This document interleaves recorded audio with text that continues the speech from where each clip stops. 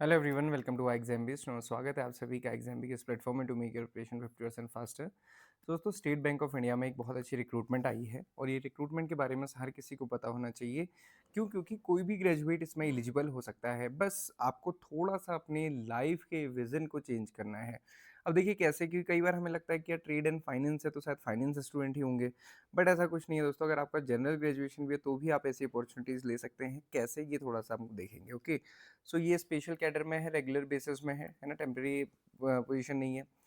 आज से यानी कि 30 मई से स्टार्ट होगी, 2 जून तक यहाँ पे आप अप्लाई कर सकते हैं। एज क्या है? 23 से लेकर 32 ईयर के बीच के स्टूडेंट्स एलिजिबल हैं। कट ऑफ डेट है 30 अप्रैल 2026, मतलब यहाँ तक 30 अप्रैल 2026 तक आपके पास आपकी एज इसके बीच में होनी चाहिए, 23 से 32 के बीच में, और आपके पास क्वालिफिकेशंस जो भी मेंशन्ड है वो होनी चाहिए। क्या क्वालिफिकेशंस है? ग्रेजुएशन किसी भी डिसिप्लिन में होगा, गवर्नमेंट रिकग्नाइज्ड यूनिवर्सिटी से तो चलेगा, बट आपका सर्टिफिकेशन होना चाहिए किसमें? फॉरेक्स ऑपरेशंस फ्रॉम आईआईबीएफ से। ओके, और ये certificate should be dated on और बिफोर 30th ऑफ अप्रैल होना ही चाहिए।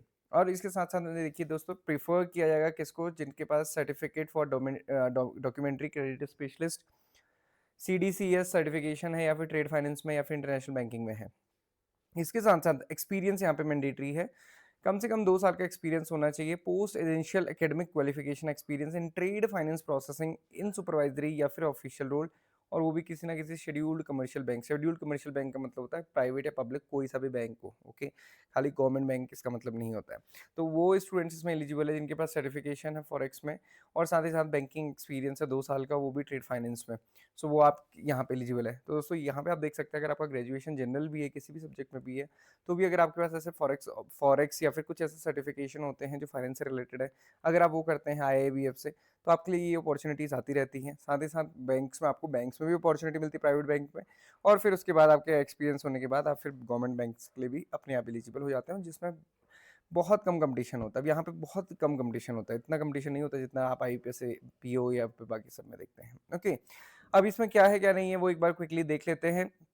एक्सपीरियंस में देख लीजिए, मेंशन किया है टीचिंग एंड ट्रेनिंग एक्सपीरियंस, बिल्कुल नहीं काउंट किया जाएगा, तो ये थोड़ा ध्यान रखिएगा। पढ़ने पढ़ाने वालों का कोई एक्सपीरियंस कहीं पे भी काउंट नहीं होता है। Okay, so trade finance officer है ये, MMGS 2 मतलब स्केल 2 की वैकेंसी है, जिसको हम बोलते हैं मैनेजर पोस्ट।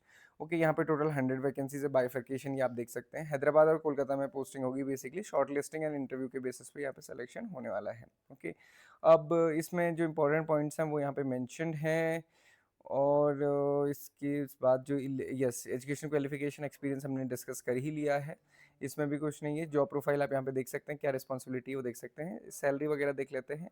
स्केल 2 की सैलरी वैसे ही 1 लाख पार होती है, तो 1 लाख के ऊपर यहाँ पे सैलरी रहेगी। बेसिक है 64,820, तो बेसिक ही जब इतना है तो उसके ऊपर की कैलकुलेशन आप देखोगे तो डेफिनेटली वो 1 लाख एंड अबव होगी। और एसबीआई तो वैसे ही 2 इंक्रीमेंट इनिशियली अलग से देता है। ओके, सिलेक्शन प्रोसीजर क्या है दोस्तों? आप जो भी डॉक्यूमेंट अपने सबमिट करेंगे उनको शॉर्टलिस्ट किया जाएगा और फिर आपको इंटरव्यू के लिए बुलाया जाएगा।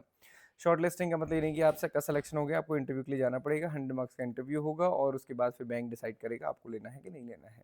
तो आप इसी से समझ सकते हैं कि कंपटीशन कितना कम होता है यहाँ पे, है ना।